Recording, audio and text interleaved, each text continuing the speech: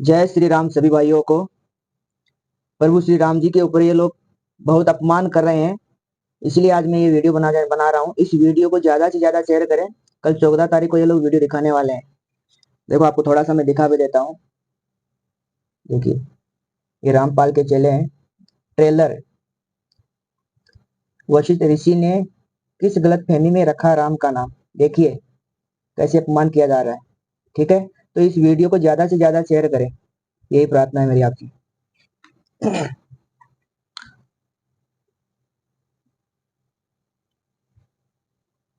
और आपको और थोड़ा कुछ दिखा देता हूँ मैं, ये लोग कैसे अपमान कर रहे हैं। इन सबका पर्दाफाश करूंगा आज मैं इस वीडियो में। जब कैप्टन था तो कूल रहना आसान था। आज की इस वीडियो में हम बात करने वाले हैं रामचरितमानस को लेकर। रामायण को लेकर बहुत सारे मिथ हैं और आम लोग मानते हैं कि रामायण में जो चीज लिखी है वो वास्तव में सत्य है, और कुछ लोगों का कहना है कि भाई गीता वेद पुराण तो दूर की बात है, यदि हमने रामायण पढ़ ली उसी से मोक्ष हो जाएगा, यानी कल्याण संभव है। रामायण पढ़ने मात्र से कल्याण संभव जो लोग मानते हैं उनको हम रामायण से यानी रामचरितमानस से कुछ ऐसे तथ्य दिखाने वाले हैं जिनको जानकर आप हैरान हो जाओगे कि हम जिस रामायण को पढ़ते आ रहे थे, सदियों से पढ़ते आ रहे थे, हमारी रामायण पढ़ते हुए। थोड़ा वीडियो फास्ट कर देता हूँ।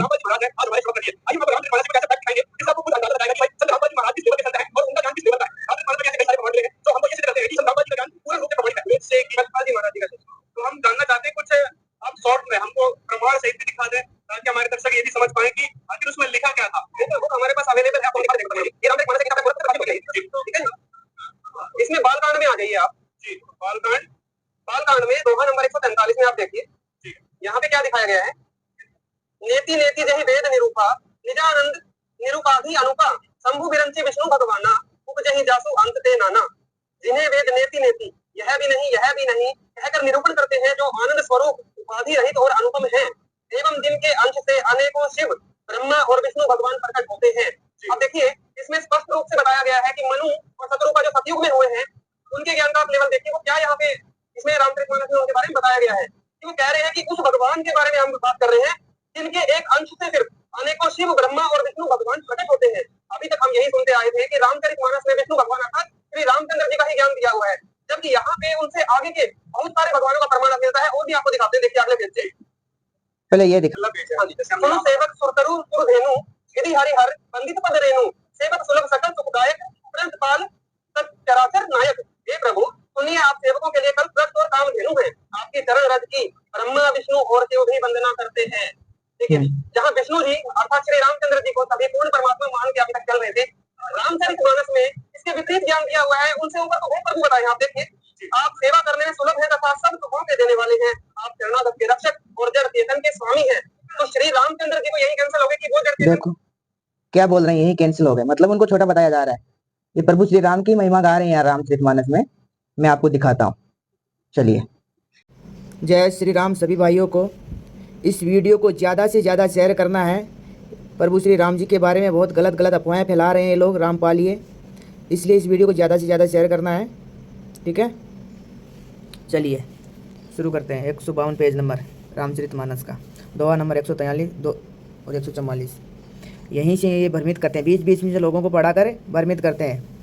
तो वही इनका आज देखो पूरा राय से दिखाता हूँ मैं।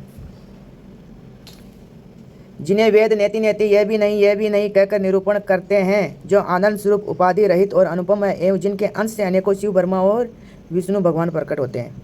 ये बात इन्होंने पढ़ के दिखाई थी कि ये तो विष्णु जी के अवतार हैं, वो भगवान तो और है जिनके अंश से शिव ब्रह्मा और विष्णु प्रकट होते हैं। यहाँ भी प्रकट लिखा है। ऐसे महान प्रभु भी सेवक के वश में हैं। आगे की ये लाइनें नहीं पढ़ी थी इन्होंने, ये इतनी पढ़ी थी। ऐसे महान प्रभु भी सेवक के वश में है और भक्तों के लिए दिव्य लीला विग्रह धारण करते हैं। देखिए, ऐसे महान प्रभु जिनके एक अंश से ब्रह्मा विष्णु शिव प्रकट होते हैं, वो भगवान श्री राम भक्तों के लिए लीला विग्रह मनुष्य रूप धारण करके लीला करते हैं। यदि वेदों में यह वचन सत्य कहा है तो हमारी अभिलाषा भी अवश्य पूरी होगी।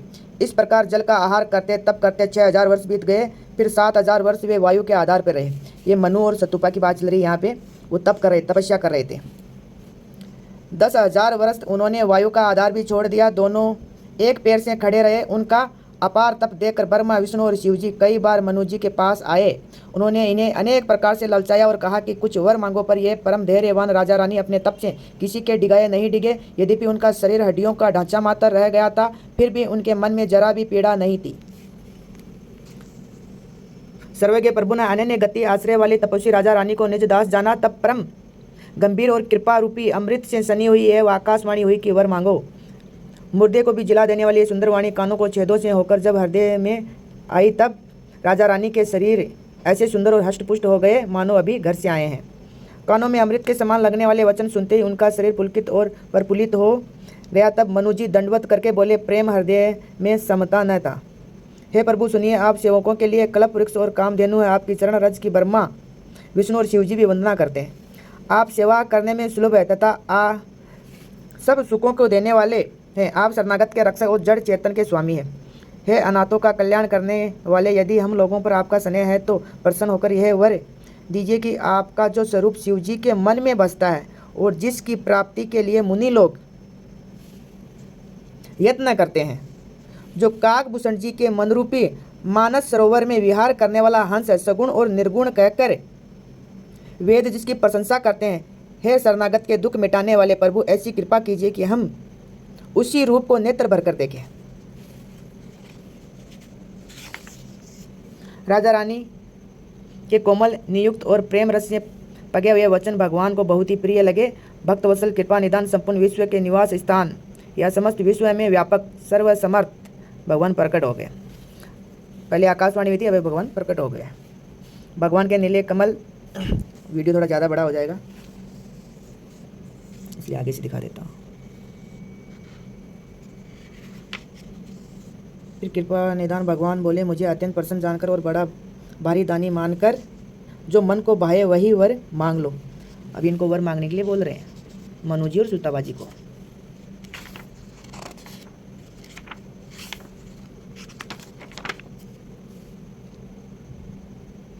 प्रभु के वचन सुनकर दोनों हाथ जोड़कर और धीरज धरकर राजा ने कोमल वाणी कही, हे नाथ, आपके चरण कमलों को देखकर अब हमारी सारी मन कामनाएं पूरी हो गई। राजा ने कहा, हे दानियों के शिरोमणि कृपा निदान, हे नाथ, मैं अपने मन का सच्चा भाव कहता हूँ कि मैं आपके समान पुत्र चाहता हूँ। प्रभु से भला क्या छिपाना। राजा की प्रीति देकर और उनके अमूल्य वचन सुनकर करुणा निदान भगवान बोले, ऐसा ही हो। हे राजन, मैं अपने समान दूसरा कहाँ जाकर खोजूं, अतः स्वयं ही आकर तुम्हारा पुत्र बनूंगा, क्योंकि भगवान के जैसा और कोई है ही नहीं। इसलिए भगवान बोला, मैं खुद ही आपके घर अवतार दूंगा। हाथ जोड़कर देख भगवान ने कहा, हे देव, तुम्हारी जो इच्छा हो सो वर मांग लो। शत्रुपा कहा, हे नाथ चतुर, राजा ने वो जो वर मांगा, हे कृपालु, वह मुझे बहुत ही प्रिय लगा।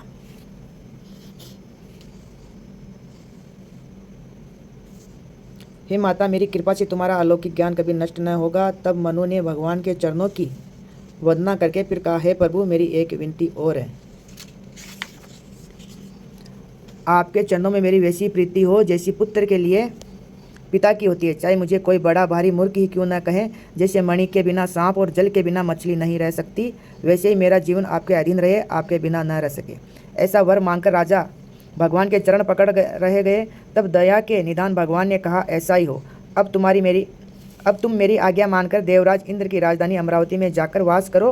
हे तात, वहाँ स्वर्ग के बहुत से भोग भोगकर कुछ काल बीत जाने पर तुम अवध के राजा होंगे, तब मैं तुम्हारा पुत्र होऊंगा। इच्छा निर्मित मनुष्य रूप सजकर मैं तुम्हारे घर प्रकट होऊंगा।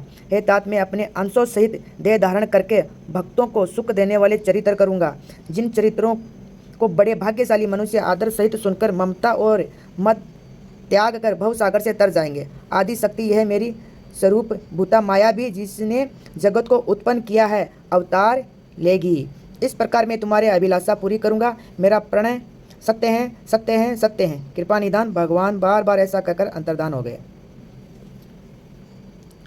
वे स्त्री पुरुष राजा रानी भक्तों पर कृपा करने वाले भगवान को हृदय में धारण करके कुछ काल तक उस आश्रम में रहे। फिर उन्होंने समय पाकर सहज ही बिना किसी कष्ट के शरीर छोड़कर अमरावती इंद्र की पुरी में जाकर वास किया। चलिए अब भगवान अवतार लेते हैं, वहीं से दिखा देते हैं। Page number 190।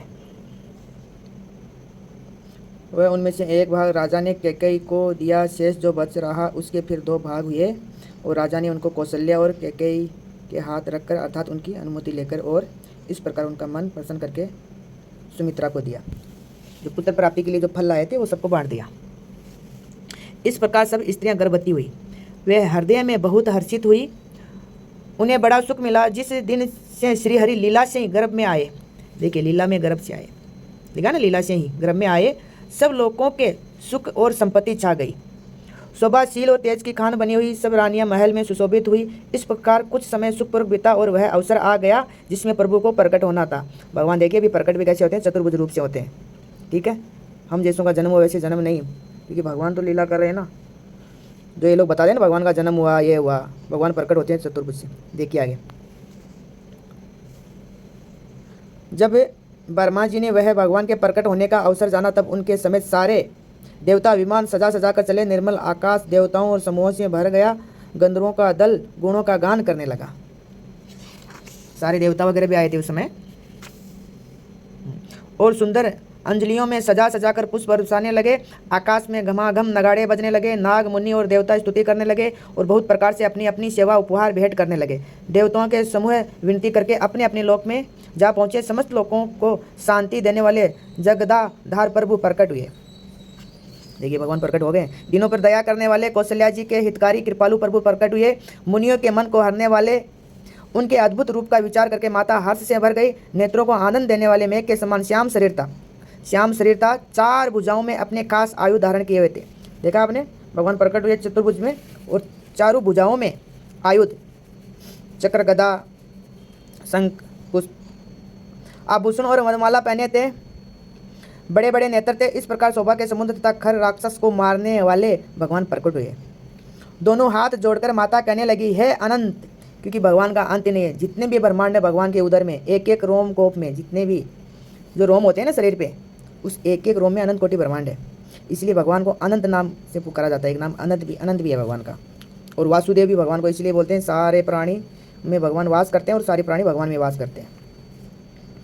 हे अनंत, मैं किस प्रकार तुम्हारी स्तुति करूं। वेद और पुराण तुमको माया गुण और ज्ञान से परे और परिमाण रहित बतलाते हैं। श्रुतियां और संत जन दया और सुख का समुद्र सब गुणों का धाम कहकर जिनका गान करते हैं, वही भक्तों पर प्रेम करने वाले लक्ष्मीपति भगवान मेरे कल्याण के लिए ही प्रकट हुए हैं। वेद कहते हैं कि तुम्हारे प्रत्येक रोम में माया के रचे हुए अनेकों ब्रह्मांडों के समूह। देखिए, प्रत्येक रोम में माया के रचे हुए अनेकों ब्रह्मांडों के समूह भरे हुए हैं। वे तुम मेरे गर्भ में रहे। इस हंसी की बात के सुनने पर भी धीर विवेकी पुरुषों की बुद्धि भी स्थिर नहीं रहती, विचलित हो जाती है। जब माता को ज्ञान उत्पन्न हुआ तब प्रभु मुस्कुराए। वे बहुत प्रकार के चरित्र करना चाहते हैं, अतः उन्होंने पूर्व जन्म की सुंदर कथा कहकर माता को समझाया, जिससे उन्हें पुत्र का वात्सल्य प्रेम प्राप्त हो, भगवान के प्रति पुत्र भाव हो जाए। यहाँ माता जी को ज्ञान था, अब उनकी माता की वह बुद्धि बदल गई, अब मोह आ गया है। तब वह फिर बोली, है तात, यह रूप छोड़कर अत्यंत प्रिय बाल लीला करो, मेरे लिए ये सुख परम अनुपम होगा। माता का यह वचन सुनकर देवताओं के स्वामी सुजान भगवान ने बालक रूप होकर रोना शुरू कर दिया। तुलसीदास जी कहते हैं, जो इस चरित्र का गान करते हैं वे श्री हरि का पद पाते हैं और फिर संसार रूपी कूप में नहीं गिरते। चलिए आगे।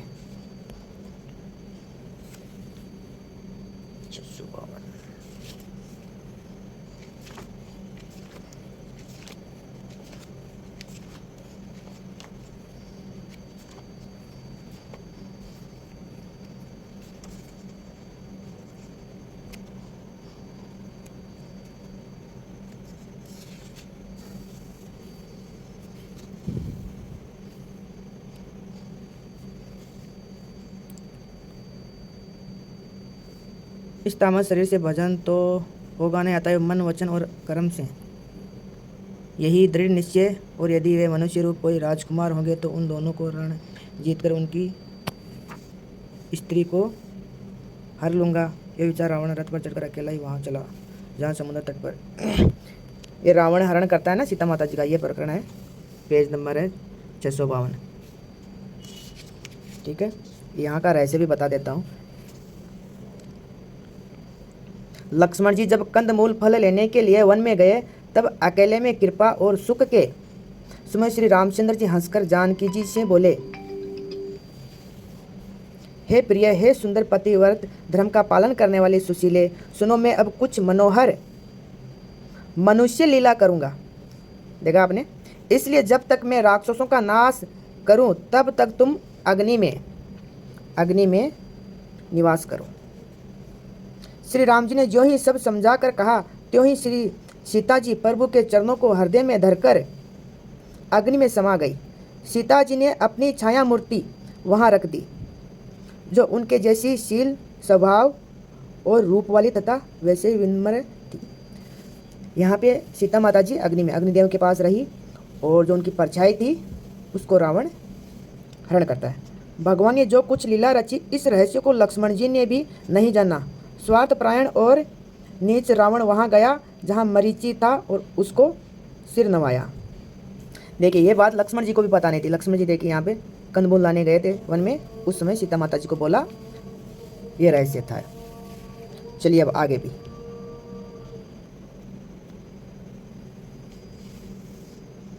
Page number 765। लक्ष्मण जी ने चिट्ठी दी थी रावण को।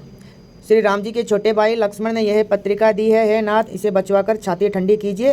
रावण ने हंसकर उसे बाएं हाथ में लिया और मंत्री को बुलवाकर वह मूर्ख उसे बचाने लगा। पत्रिका में लिखा था, अरे मूर्ख, केवल बातों से मन को रिझाकर अपने कुल को नष्ट भ्रष्ट न कर। श्री राम जी से विरोध करके तू विष्णु, ब्रह्मा और महेश की शरण जाने पर भी नहीं बचेगा। ये लोग बोल रहे थे ना कि विष्णु जी के अवतार है राम जी, तो वो तो प्रभु और अलग है, जो उनसे उनके अंश से करोड़ों ब्रह्मा विष्णु महेश प्रकट होते हैं। देखा आपने यहाँ पे क्या बोल रहे हैं लक्ष्मण जी कि तू ब्रह्मा विष्णु महेश की शरण में जाने पर भी नहीं बचेगा। ठीक है, चलिए आगे। पेज नंबर 982, उत्तरकांड है ये। काकभूषण जी का चरित्र है, वो बता रहे हैं। भगवान के साथ बाल लीला कर रहे थे ना वो। उस खेल का मर्म किसी ने नहीं जाना, न छोटे भाइयों ने और न माता पिता ने ही। वे श्याम शरीर और लाल लाल हथेली और चरण तल वाले बाल रूप श्री राम जी घुटने और हाथों के बल मुझे पकड़ने को दौड़े। हे सर्पों के शत्रु गरुड़ जी, तब मैं भाग चला। श्री राम जी ने मुझे पकड़ने के लिए भुजा फैलाई। मैं जैसे जैसे आकाश में दूर उड़ता वैसे वैसे ही वहाँ श्री हरि की भुजा को अपने पास देखता। मैं ब्रह्मलोक तक गया और जब उड़ते हुए मैंने पीछे की ओर देखा तो हे तात, श्री राम जी की भुजा में और मुझ में केवल 2 ही अंगुल का बीच था। 7 आवरणों को भेद कर जहाँ तक मेरी गति थी वहाँ तक मैं गया, पर वहाँ भी प्रभु की भुजा को अपने पीछे देखकर मैं व्याकुल हो गया।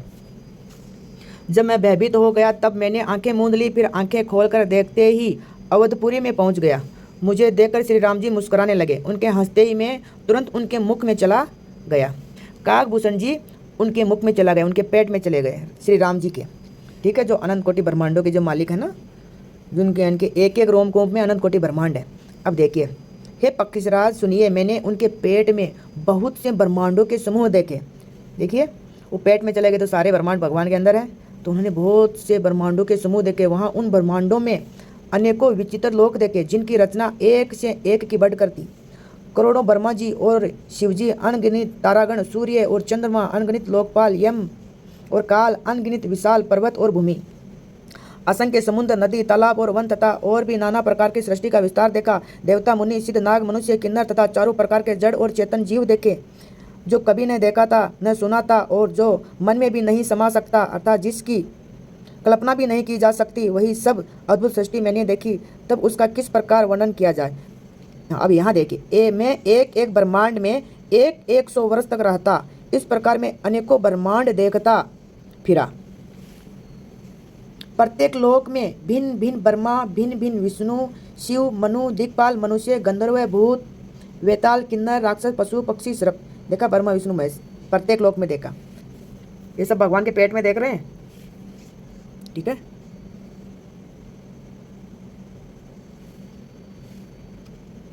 चलिए आगे।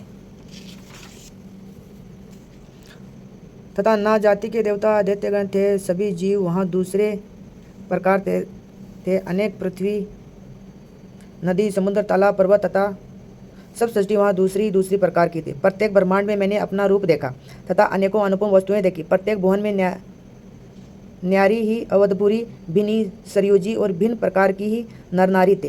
हे तात सुनिए, दशरथ जी, कौशल्या जी और भरत जी आदि भाई भी भिन्न भिन्न रूपों के थे। मैं प्रत्येक ब्रह्मांड में राम अवतार, उनकी अपार बाल लीलाएं देखता फिरता। देखिए सब जगह बाल लीला हो रही थी, सब जगह भगवान का अवतार हुआ था, हर ब्रह्मांड में हुआ था। ठीक है, यह है सर्वशक्तिमान भगवान। हे हरिवाहन, देखिए हरिवान का इनको सुना रहे हैं, गरुड़ जी को सुना रहे हैं, मैंने सभी कुछ भिन्न भिन्न और अत्यंत विचित्र देखा। मैं अनगणित ब्रह्मांडों में फिरा, पर प्रभु श्री राम जी को मैंने दूसरी तरह का नहीं देखा। क्योंकि भगवान जैसे यहाँ थे वैसे ही सब ब्रह्मांडों में थे, दूसरी तरह का नहीं देखा। ठीक है,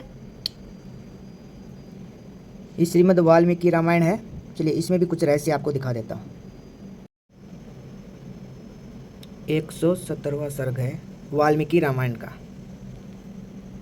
भगवान श्री राम के पास देवताओं का आगमन तथा ब्रह्मा द्वारा उनकी भगवत का प्रतिपादन एवं स्तवन।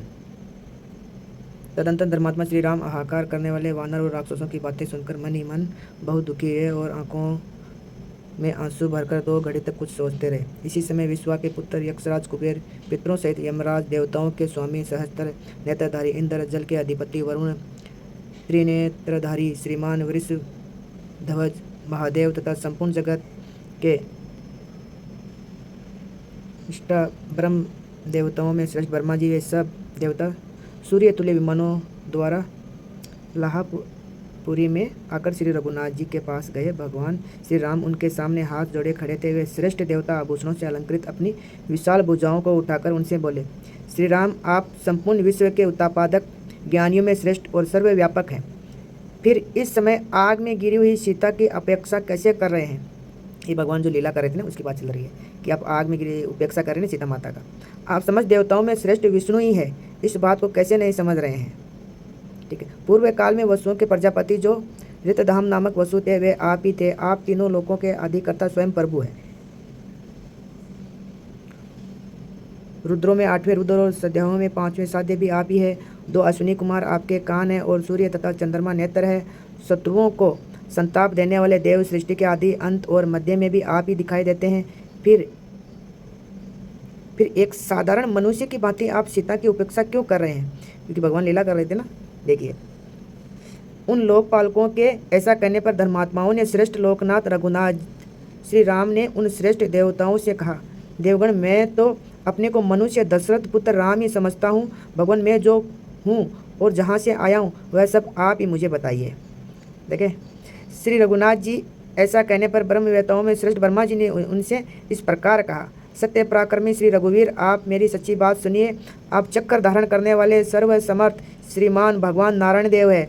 एक धाड़ वाले पृथ्वीधारी वारा है, भगवान ने वारा रूप ये अवतार लिया था, तथा देवताओं के भूत एवं भावी शत्रुओं को जीतने वाले हैं। रघुनंदन, आप अविनाशी परब्रह्म है, सृष्टि के आदि, मध्य और अंत में सत्य रूप से विद्यमान है। आप ही लोगों को परम धर्म है। आप ही विश्वसेन तथा 4 भुजाधारी श्री हरि है। आप ही शायर, धन्य, ऋषिकेश, अंतर्यामी पुरुष और पुरुषोत्तम है। आप ही किसी से पराजित नहीं होते। आप नंदक नामक खड़ंग धारण करने वाले विष्णु और महाबली कृष्ण है। देखिए, ये बोलते थे ना कि भगवान कृष्ण, भगवान का तो अभी द्वापर में अवतार हुआ था। ये देख लो, यहाँ पर भी कृष्ण है।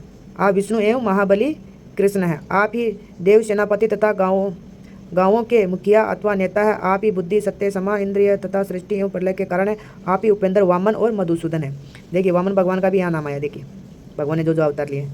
इंद्रों के भी उत्पन्न करने वाले महेंद्र और युद्ध का अंत करने वाले शांत स्वरूप पद्मनाभ भी आप ही है। दिव्य महिषीगण, आप शरणागत तथा शरणागत वत्सल बताते हैं। आप ही सहस्त्रों शाखा रूप सिंह तथा सैकड़ों विद्यावाक्य मस्तकों से युक्त वेदरूप महावृषभ है।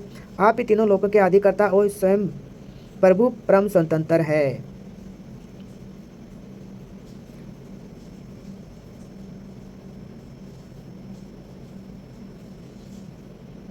देखिए, थोड़ा सा यहाँ से पढ़ लीजिए, ये वाला लाइन। अपने अत्यंत दारुण दैत्यराज बलि को बांधकर इंद्र को तीनों लोकों का राजा बनाया था। सीता साक्षात लक्ष्मी है और आप भगवान विष्णु है। आप ही सच्चिदानंद स्वरूप भगवान श्री कृष्ण एवं प्रजापति है। देखिए, श्री कृष्ण, ठीक है, भगवान ही सब रूपों में है, एक ही वो अनेक रूपों में होकर लीला करते हैं। ठीक है, और आपको लास्ट में दिखा देते हैं भगवान अपने धाम में जाते हैं, थोड़ा वो भी दिखा देता हूँ।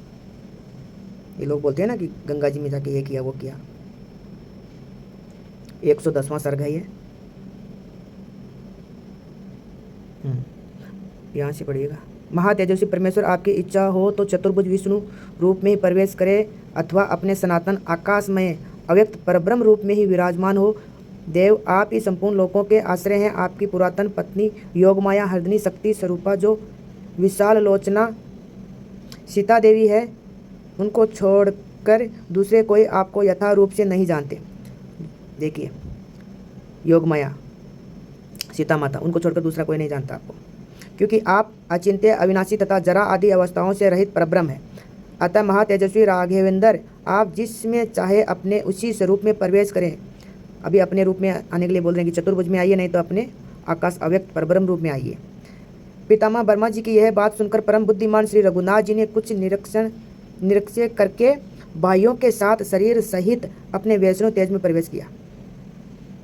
देखिए यहाँ पे ये भाइयों के साथ शरीर सहित अपने वैष्णव तेज में प्रवेश किया। ठीक है। फिर तो इंद्र और अग्नि आदि सभी देवता, सात्य तथा मरुदगण भी विष्णु रूप में स्थित हुए भगवान श्री राम की पूजा स्तुति प्रशंसा करने लगे। तदनंतर जो दिव्य ऋषि, गंधर्व, अप्सराएं, गरुड़, नाग, यक्ष, दैत्य, दानव और राक्षस थे, वे भी भगवान का गुणगान करने लगे। देखिए, देख लिया आपने, शरीर सहित भगवान अपने धाम में गए थे, भाइयों सहित, उनके भाई भी शरीर सहित ही गए। ठीक है। इस वीडियो को आप ज़्यादा से ज़्यादा शेयर करें, इतना करिए भाई, क्योंकि ये लोग बहुत अपमान कर रहे हैं प्रभु श्री राम जी का। आपने देखा ही है ना कितना अपमान कर रहे हैं। तो ज़्यादा से ज़्यादा शेयर करें, सबके पास पहुँचे ये वीडियो। जय श्री राम।